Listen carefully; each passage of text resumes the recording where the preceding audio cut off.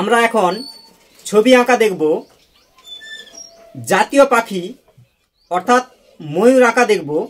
কেমন করে ময়ূর আঁকা যায় কত সহজে সেটা আমরা দেখব এখন। তাহলে শুরু করা যাক।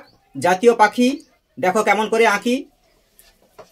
এই হচ্ছে, সুন্দর করে লিখতে হবে 9, লেখাটা যেন হয় ফাইন। দেখো আমি কেমন করে আঁকি, ছেলেরা দিচ্ছ বেশি ফাঁকি। দেখো কেমন করে আঁকি, একদম দেবে না ফাঁকি। এই বাঁকা দেখো কেমন করে হচ্ছে আঁকা। এই ঠোঁটটি হলো বাঁকা, বাঁকাকে বলবো তাকা। এই তিনটি হচ্ছে সোজা। এবার দেখো মজা, এই হচ্ছে গোল। এরকম করে বাঁকিয়ে দাও, এরকম ঘুরিয়ে।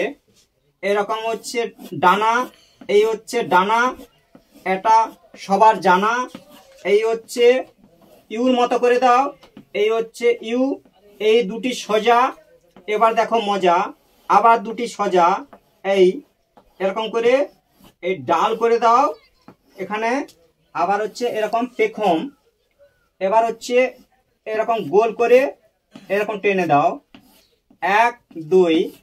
এরকম করে পেখম একের পর এক করে যাও। এরকম করে এইরকম বাঁকা বাঁকা পেখম হয়ে যাচ্ছে সহজে আঁকা।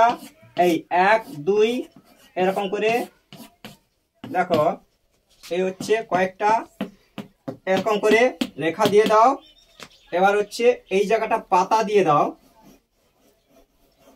এই ডালে হচ্ছে এই পাতা, এই গাছের পাতা। এটা এরকম করে 1 2, ঠিক আছে। এই হলো জাতীয় পাখি, পিককও আমরা বলে থাকি। এই হলো জাতীয় পাখি।